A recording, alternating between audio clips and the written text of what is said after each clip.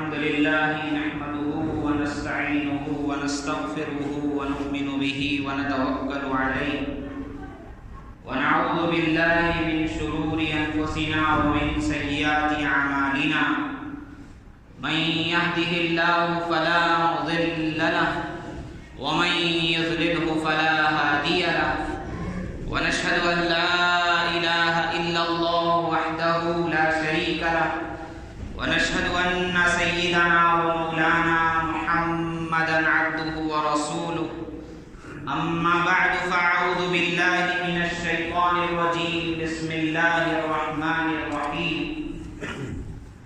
عاشروهن بالمعروف وقال تبارك وتعالى ولهن مثل الذي عليهن بالمعروف وللرجال عليهن درجة والله عزيز حكيم وقال النبي صلى الله عليه وسلم ألا واستوصوا بالنساء خيرا وقال النبي صلى الله عليه وسلم خيركم لأهلكم وأنا خير لأهلي او كما قال علیہ الصلوۃ والسلام۔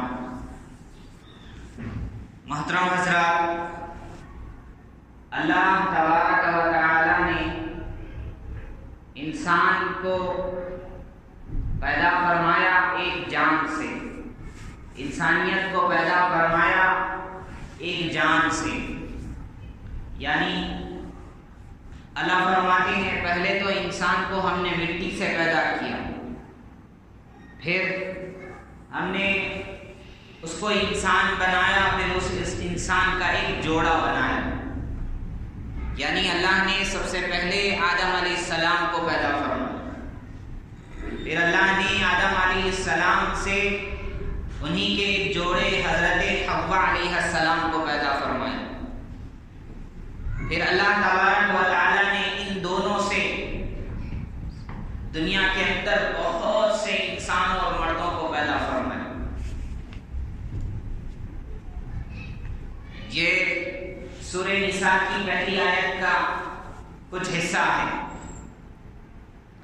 بتانا یہ ہے کہ اللہ تبارک و تعالی نے انسان کے اندر دو جنس بنائے، ایک مرد کی جنس، ایک عورت کی جنس، کسی کو مرد بنایا، کسی کو عورت بنایا، اور اللہ تبارک و تعالی نے دونوں کو اللہ نے عزت عطا فرمائی، دونوں کو اللہ نے عدل کے ساتھ اللہ نے ان کے حقوق متعین فرمائے، اللہ نے مردوں کے حقوق بھی عطا فرمائے، عورتوں کو بھی ان کے حقوق عطا فرمائے۔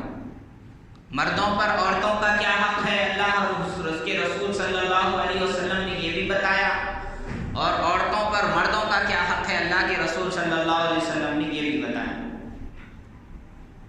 بتانا یہ ہے کہ ہمارے مذہب اسلام کے اندر انسان مرد کوئی اعلیٰ صفت والی مخلوق نہیں ہے، عورت کوئی ادنا صفت والی مخلوق نہیں ہے، دونوں ایک جان سے پیدا کیے گئے ہیں۔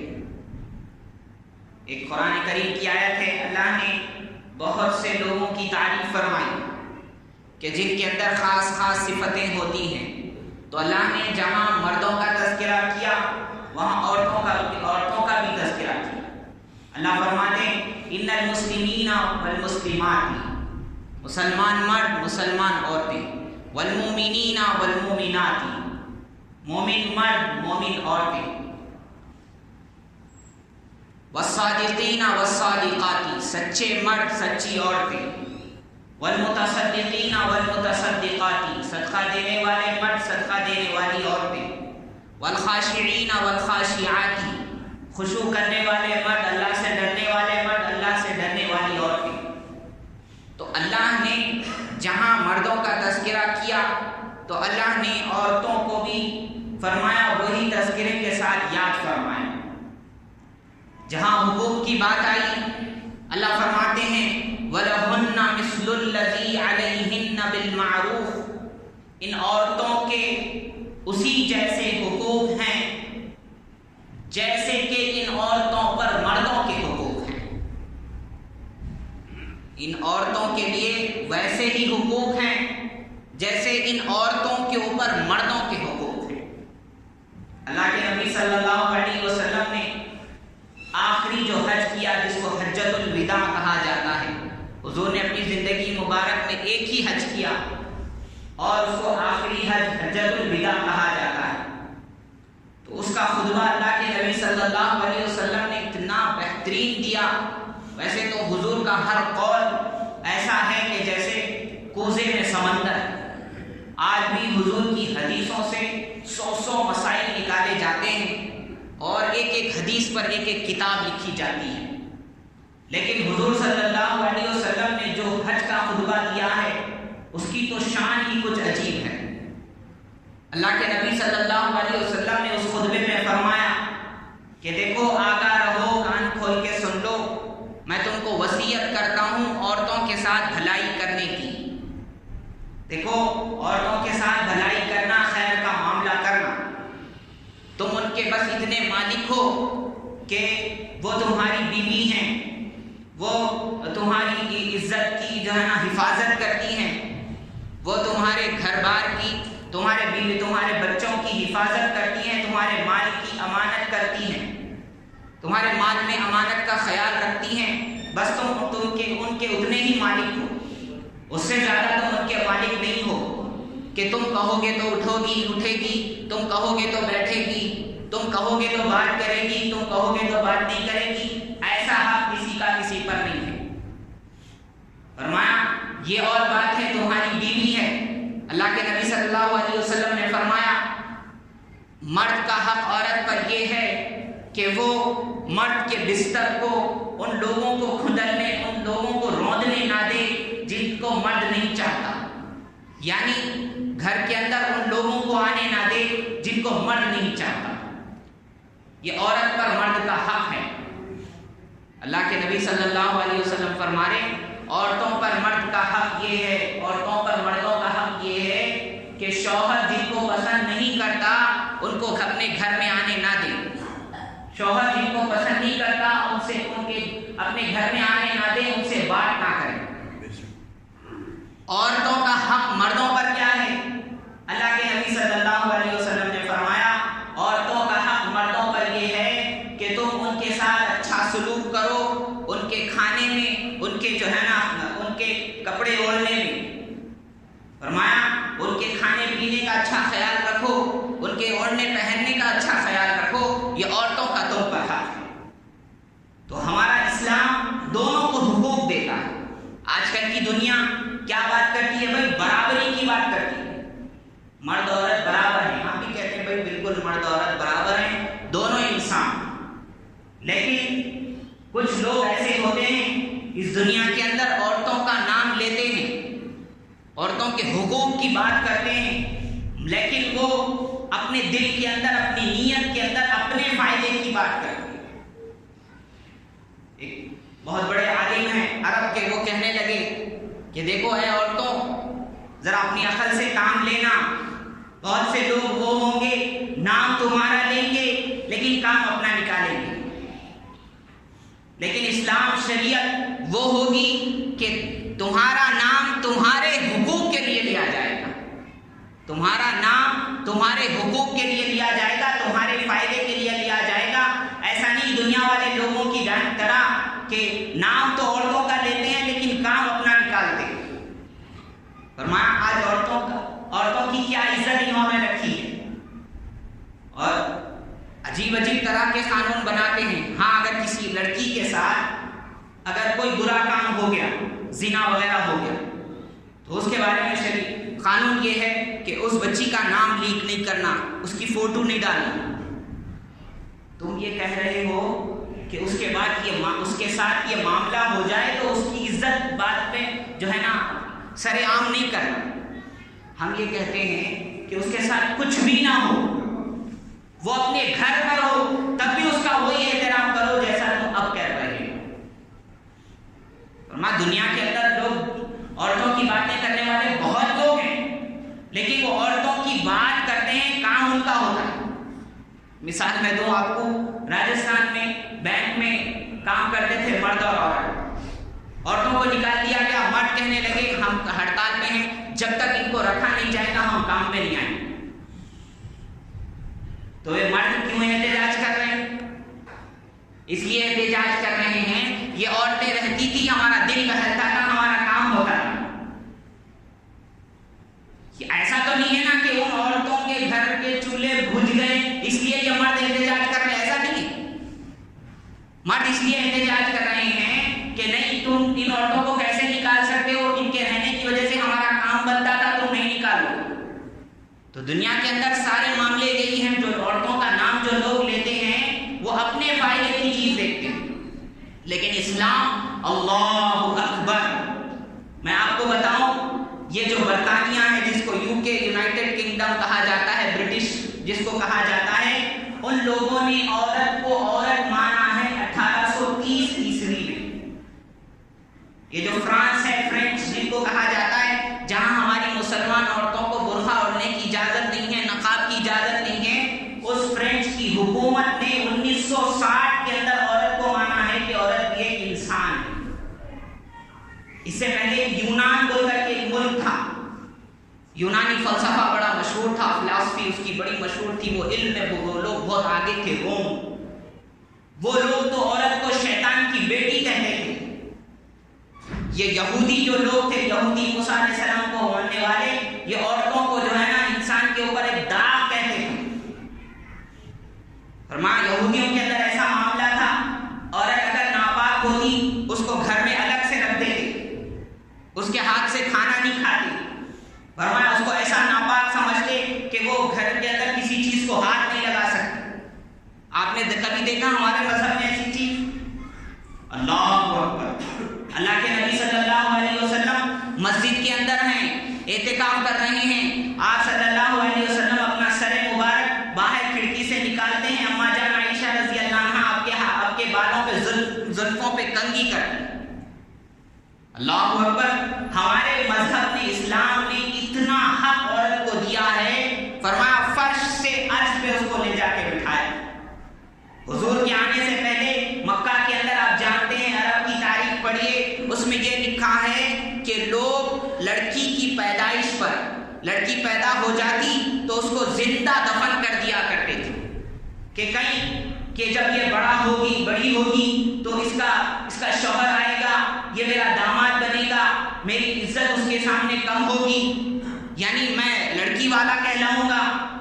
تو یہ سوچ رکھ کر کے لوگ جو ہے نا عورتوں کو بچیوں کو بڑا منحوس سمجھتے تھے اور جو ہے نا زندہ دفن کیا کرتے تھے۔ قرآن کریم میں آیت ہے، اللہ فرماتے ہیں وَإِذَا الْمَوْءُودَةُ سُئِلَتْ بِأَيِّ ذَنبٍ قُتِلَتْ۔ دیکھو کسی جان کو قتل کرنا نہیں ہے، یہ جو بچیاں زندہ درگور کی گئی، زندہ قبروں میں دفن کی گئی، کل ان سے پوچھا جائے گا تمہارا کون سا گناہ تھا کہ تم کو زندہ دفن کیا گیا۔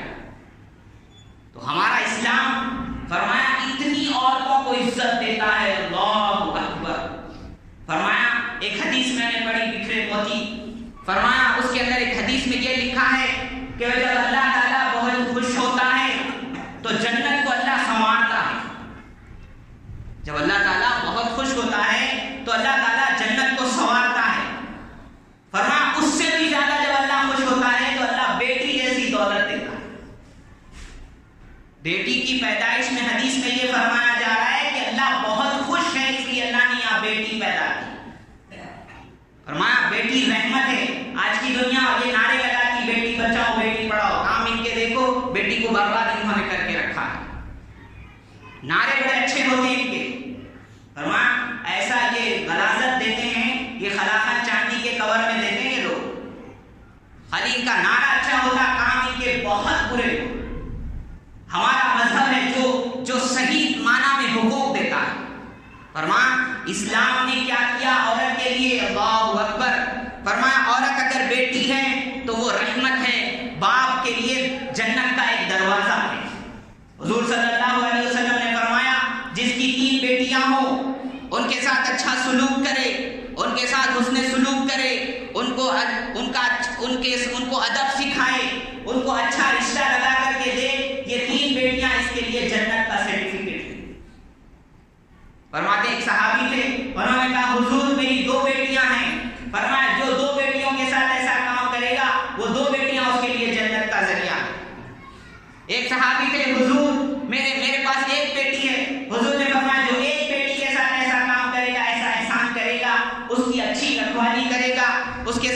سلوک کرے گا، بچے جیسا اس کو حق دے گا، بچے جیسی اس کو عزت دے گا اور اچھا رشتہ لگا کر کے اس کا نکاح کرے گا، وہ ایک بچی بھی اس کے لیے جنت کا دروازہ۔ تو اسلام یہ بتاتا ہے کہ بچی اگر بیٹی ہو، عورت اگر بیٹی ہو تو یہ جنت کا ذریعہ ہے۔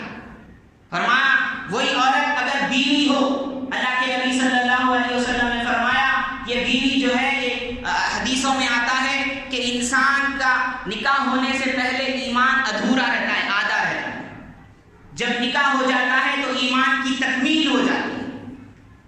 تو جو عورت بیوی ہے، فرمایا وہ اپنے شوہر کے ایمان کو مکمل کرنے والی ہے۔ اور آپ صلی اللہ علیہ وسلم نے فرمایا دیکھو اے صحابہ، تم میں سب سے بہتر وہ ہے جو تم میں سے اپنی بیویوں کے لیے سب سے بہتر۔ اور حضور نے مثال لے کے کہا میں اپنی بیویوں کے لیے سب سے بہتر۔ حضور نے فرمایا تم میں سب سے بہتر وہ ہے جو اپنی بیویوں کے لیے سب سے بہتر ہو۔ میری مثال سن لو، میں اپنی بیویوں کے لیے سب سے بہتر۔ اور اما جان عائشہ رضی اللہ عنہا فرماتی ہیں اللہ اکبر، گھروں میں 2 مہینے ہمارے چولہا نہیں سلگتا تھا، لیکن جب حضور آتے تو ایسا لگتا تھا کہ مسرت کی لہر آ۔ تو دیکھو آپ، اسلام عورت کو ہر جگہ ایسی عزت اسلام نے دی ہے، کسی مذہب میں وہ چیز آپ سوچ بھی نہیں سکتے۔ اب جو حصے دینے کی بات، یہ وراثت کی بات 1400 سال پہلے اسلام نے بتا دیا کہ مردوں کو بھی حصہ ہے، عورتوں کو بھی حصہ ہے۔ مردوں کو خاندان کا اگر حصہ ملتا ہے، عورتوں کو بھی خاندان کا حصہ ملے گا۔ مرد کو اگر بیوی سے حصہ ملتا ہے، بیوی کو شوہر سے حصہ ملے گا۔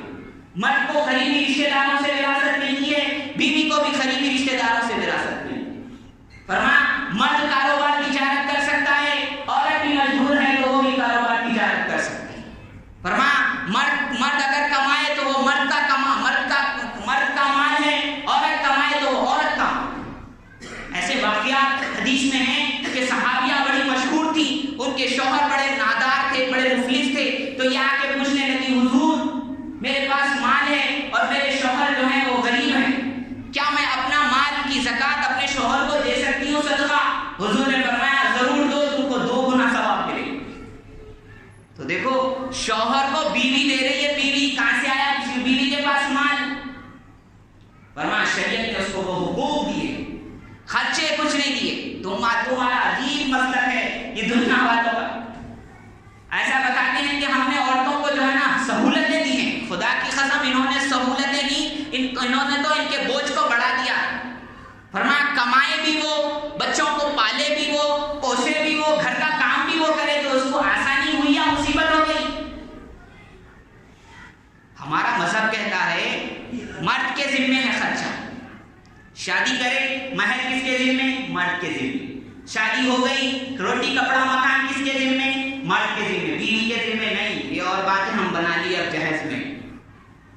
فرمایا سارے خرچے مرد کے ذمے، مرد کے ذمے۔ یہ اور بات ہے کہ ہم نے بچی کے ذمے لگا دیے، بچی کے ماں باپ کے ذمے لگا دیے۔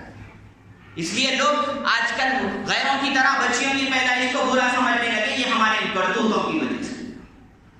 ورنہ تو اسلام ایک قسم کا خرچہ بیوی پہ نہیں رکھتا، عورت پہ نہیں رکھتا۔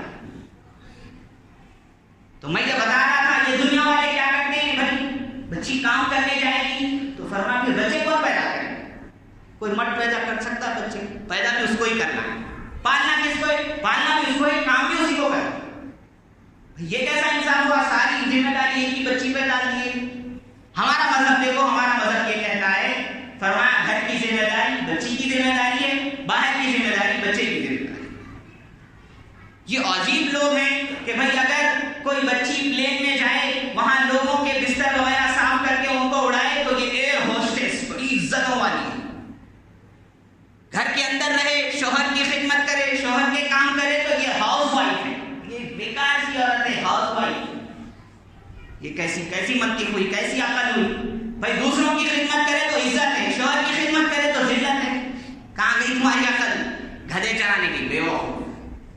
تو میں یہ بتا رہا تھا ہمارا اسلام عورتوں کو وہ حقوق دیتا ہے، خدا کی قسم کسی مذہب نے وہ چیز نہیں۔ میں نے کیا کہا؟ فرمایا بیٹی ہے تو وہ باپ کے لیے، فرمایا بہن بھی ہو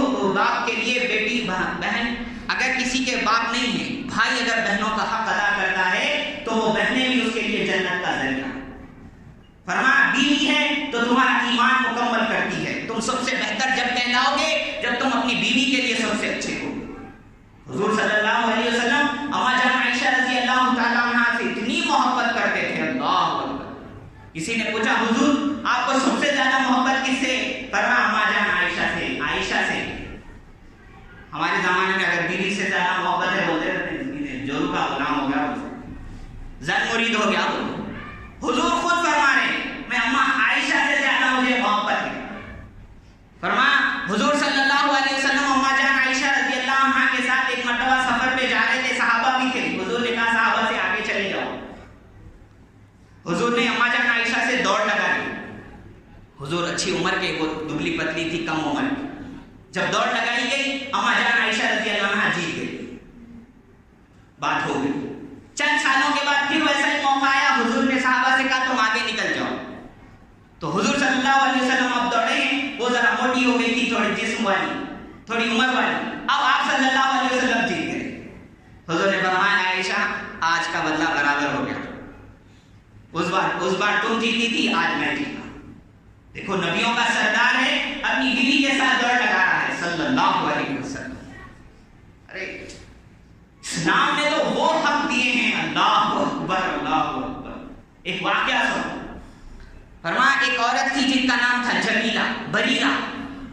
ان کے شوہر تھے مغیث. فرماتے ہیں یہ جو تھی باندیاں تھی, غلام تھی. اور شریعت میں ہمارے یہ ہے کوئی عورت باندی ہو, اس کا نکاح پہلے سے ہو, جب وہ آزاد ہو جاتی ہے تو اب اس کو اختیار رہتا ہے کہ غلامی کے وقت میں جو نکاح کیا تھا, جو شوہر تھا, چاہے تو وہ اس کے ساتھ رہ سکتی ہے, چاہے تو یہ نکاح کو ختم کر کے دوسرا نکاح کر سکتی ہے.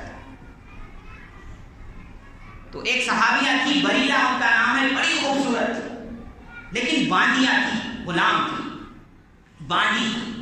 ان کے شوہر تھے مغیث, زیادہ خوبصورت نہیں تھی. فرماتے ہیں کہ کسی صحابیہ کی باندیاں تھی, انہوں نے آزاد کر دیا. اب آزاد کر دیا تو کیا ہوا؟ میں نے کہا جو عورت باندیاں رہتی تھی اس کا جو نکاح اس زمانے میں ہوتا تھا, آزاد ہونے کے بعد اس کو اختیار رہتا تھا کہ وہ نکاح کو رکھے یا ختم کرے. تو اب فرماتے جیسے ہی وہ آزاد ہوئی بریرہ, وہ کہنے لگی کہ میں اب یہ میرے شوہر جو مغیث ہیں ان کے ساتھ نہیں رہوں گی, میں نیا نکاح کروں. اور تھی بڑی خوبصورت. ان کے شوہر تھے تھوڑے سے بدصورت, کم خوبصورت.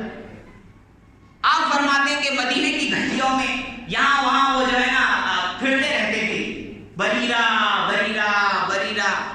مطلب مجھ کو مت چھوڑو بریرہ, میرا نکاح قائم رکھو, مجھے تمہارے علاوہ اور تمہاری جیسی کون ملے گی.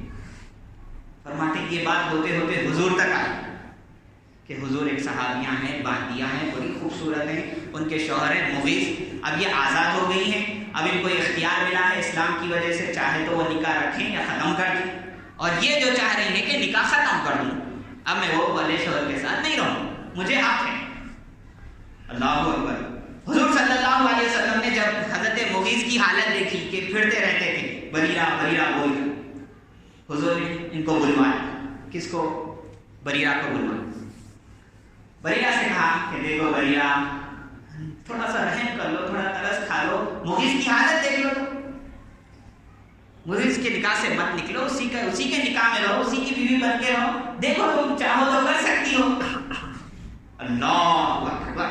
ایک عام سی باندی ہے, آزاد ہوئی ہے, نبیوں کے سردار, سید الاولین والآخرین, سرور انبیاء صلی اللہ علیہ وسلم, جن کی حکومت انسانوں پہ نہیں فرشتوں میں کائنات پہ ہے. وہ پوچھ رہے ہیں بریرہ رہ جاؤ, یہ نکاح میں باقی رکھ لو, مغیث کے ساتھ رہ جاؤ. وہ بڑی زیرک بھی تھی, عقل مند, ذہین تھی. کہنے لگی حضور صلی اللہ علیہ وسلم اگر آپ کا حکم ہے سر آنکھوں پر, بالکل رہ جاؤں گی, پوری زندگی ان کے ساتھ گزار دوں.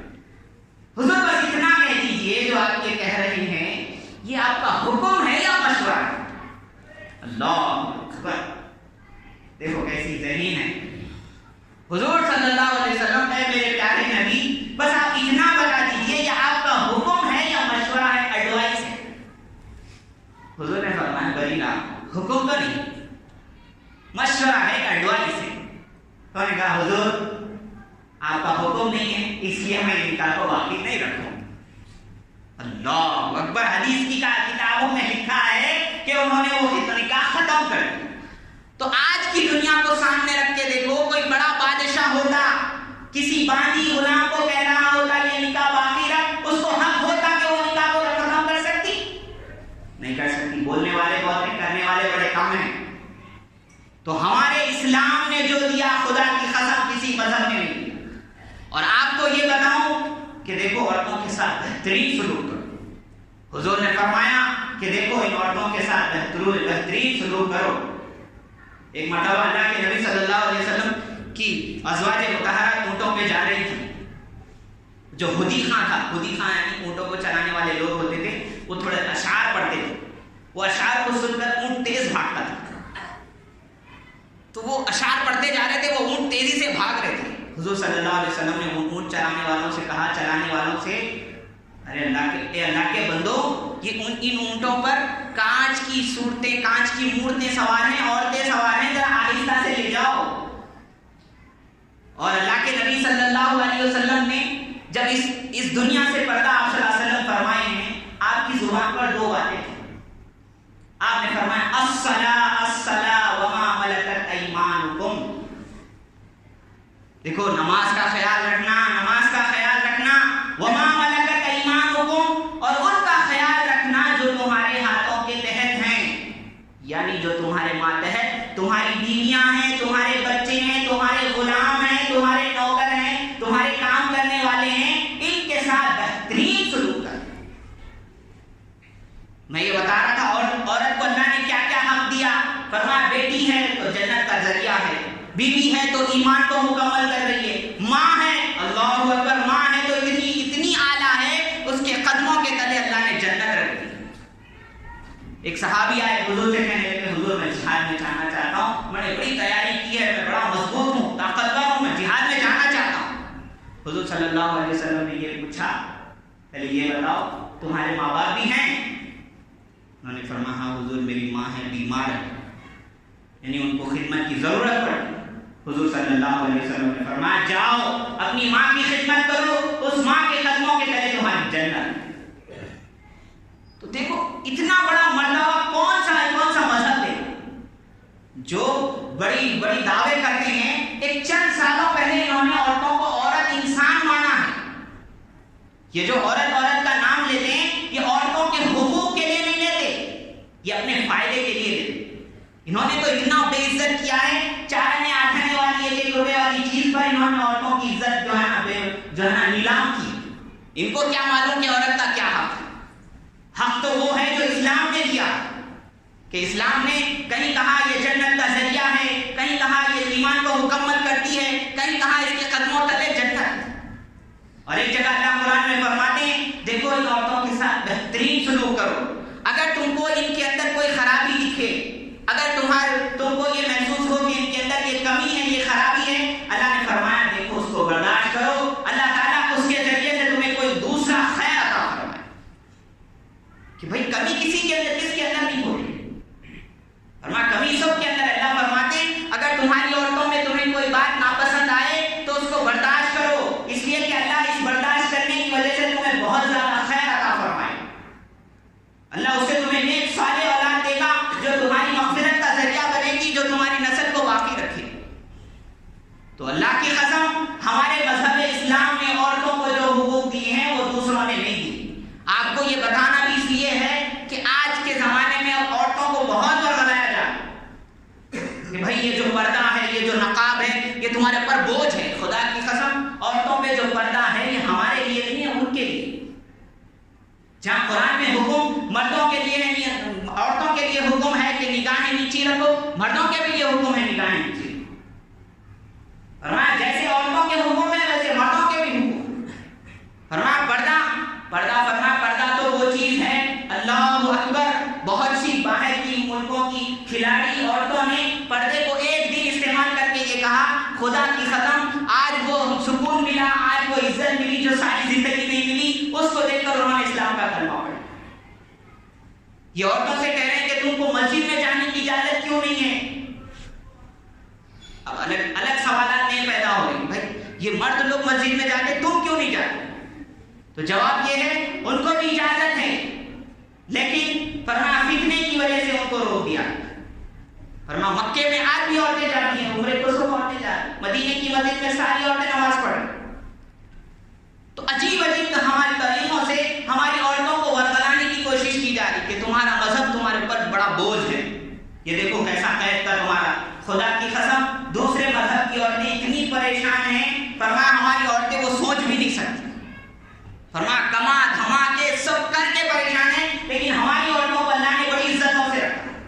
تو ہمارا یہ حق فرض بنتا ہے کہ اسلام نے جو حقوق عورتوں کے نام سے دیے ہیں وہ ان کو دیں۔ بہت سے بھائی ہوتے ہیں بہنوں کا حق، میراث کا جو حق ہوتا ہے وہ مار لیتے ہیں، نہیں ہمارے والد صاحب نے ان کی شادی میں جو خرچ کرنا تھا کر دیے، اب ان کا وراثت میں حق نہیں۔ خدا کی قسم آپ کے والد صاحب نے جو بھی خرچ کیا ہوگا، والد صاحب کا انتقال ہوگا، میراث ہوگی، آپ کی بہن کا ضرور حق ہوگا۔ یہ اور بات ہے کہ بہن کا آدھا ہوگا، آپ کا مکمل۔ تو ہمارے بہت سے ظلموں کی وجہ سے، ہمارے عورتوں کے ساتھ صحیح سلوک نہ کرنے کی وجہ سے ہماری بچیاں غیروں کی طرف جا رہی، ہمارے اسلام پہ لوگ کیچڑ اٹھا رہے۔ خدا کی قسم ہم اگر صحیح اسلام پہ چلنے لگیں تو عورتیں خواب میں بھی نہیں سوچیں گی اس مذہب کو چھوڑ کے جانے۔ جیسے میں نے ابھی واقعے سے ثابت کر دیا کہ حضور صلی اللہ علیہ وسلم ایک غریب سی باندی کی بات کے سامنے حضور کہہ رہے ہیں تمہاری مرضی ہے، تم چاہے تو کر بھی سکتی ہو، نہیں بھی کر سکتی۔ تو اس سے اچھی مثال اور کیا ہوگی؟ تو اللہ تبارک و تعالیٰ سے دعا ہے کہ اللہ تبارک و تعالیٰ ہم مسلمانوں کو اور عورتوں کے ساتھ اچھا سلوک کرنے کی توفیق عطا فرمائے۔ اللہ تبارک و تعالیٰ ہم مسلمانوں کی عورتوں کو اللہ اسلام کی محبت عطا فرمائے۔ اللہ تعالیٰ ان کو شوق اور محبت کے ساتھ پردہ کرنے اور اسلام کے ساتھ مر مٹنے کی اللہ توفیق عطا فرمائے۔ اور اللہ تبارک و تعالیٰ ان یہود و نصارہ، ان کی ناپاک سازشوں سے، ان کے ورگلانے سے اللہ آپ کی میری ہماری عورتوں بچیوں کی حفاظت فرمائے۔ آمین۔ وآخر دعوانا